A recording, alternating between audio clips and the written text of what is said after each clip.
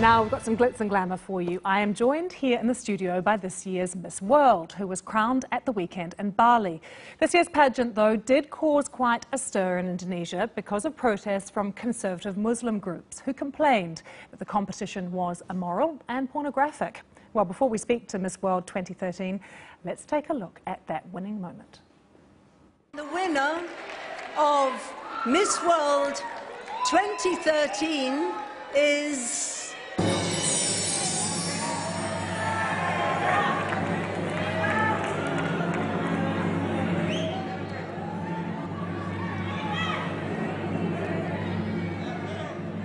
Philippines.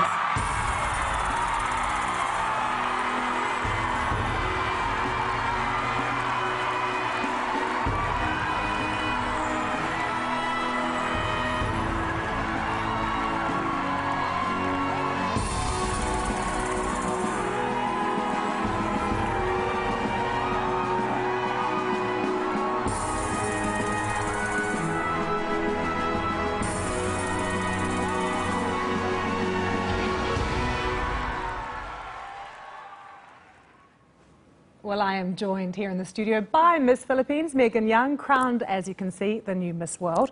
Congratulations. Thank you, Lucy. We watched that together, and it almost seemed to me that you felt like it hadn't sunk in yet. It actually hasn't sunk in yet, and this is actually only my second time to watch that video, and I still feel like crying whenever I watch it. How was it, that moment when you heard that your name, Miss Philippines, called out? It was surreal, actually, because I was already preparing myself that, oh, maybe I won't get it, so I was preparing myself because I just wanted to have that acceptance that if I win it, then it'll be spectacular. If I don't, then it's fine with me. I wanted to be a good sport that night. Reading the papers over the last few days, you're still on the front pages of the papers in the Philippines. The reaction there has been unbelievable. How does that feel? It's heartwarming for me because we've had a lot of issues going on for the past month back home with tragedies that have been happening. And for me to be that spark of hope and inspiration back home, for me to be being able to uplift the spirits of my fellow Filipinos is an honor, actually. Why did you decide to enter in the first place?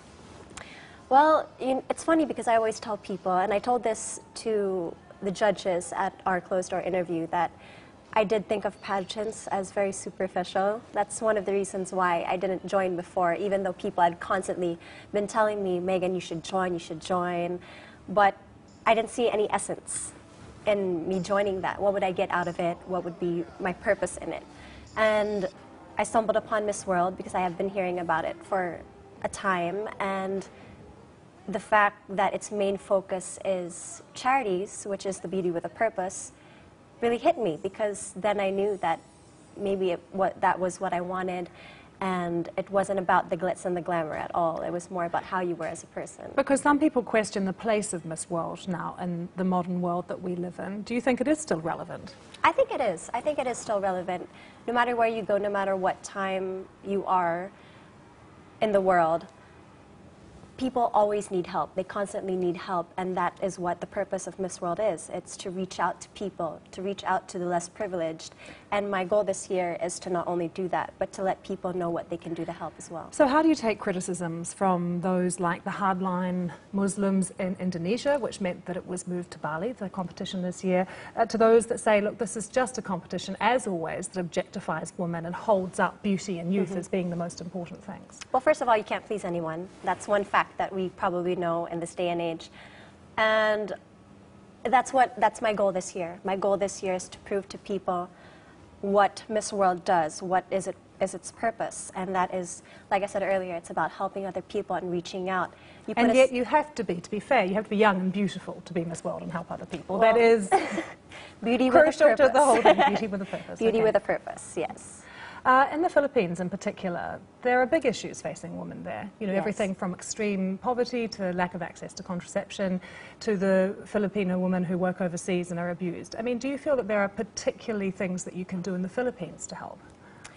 Well, I always say you can do it big or small, in small ways. And it's great to start small because you have that foundation of getting to where you want to be. And I think I'd rather start small and helping encourage people and putting that hope that there's a tomorrow, that they don't have to suffer, that they don't have to think negatively. It's always that positive outlook that gets people to evolve.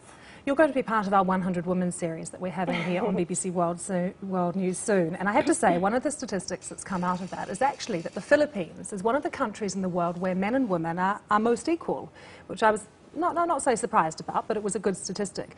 Did you feel that when you were growing up? Well, one thing I can assure you is that I did not feel that there was a difference between, that there was a superior between men and women. And I find that really great because, we're actually, they make us grow up in a way that it's based on skill. If you can do something, if you can show people that you're capable of doing something, then you'll succeed in life. It's not about who you are, like if you're a man or woman, or if you have different preferences in life, or if you live a certain way in life. It's about how you can achieve things. I very quickly just want to ask you at the end, we also had on this program Miss Aslamia, who was the winner that was crowned, and she said to us that she would be watching the competition as well. Do you have any views on the fact that there was this competition that went on the side of Miss World?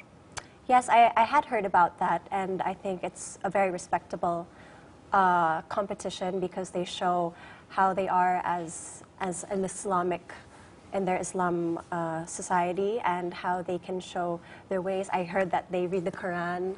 It's one way of showing people how they can achieve that title. And same thing with Miss World, because we also have our Beauty with a Purpose, which is supporting charities. So we each have our ways of showing people how to be beautiful. And with Miss World, it's through the heart. Megan, thank you so much for coming in. We did ask for all of our viewers in the Philippines to send some questions, but all they sent was their congratulations and how incredibly proud of you they are. So thank you very much for joining us here on the Impact Studio. As I mentioned, here on the BBC, we're going to be running a special season throughout October called 100 Women. It starts from next Monday. And through a series of reports, discussions and guests, including Megan, we're going to be looking at what the risks, challenges and opportunities are for women in the 21st century. So do join in the debate. We do want to hear what you think. For more, just check out our webpage.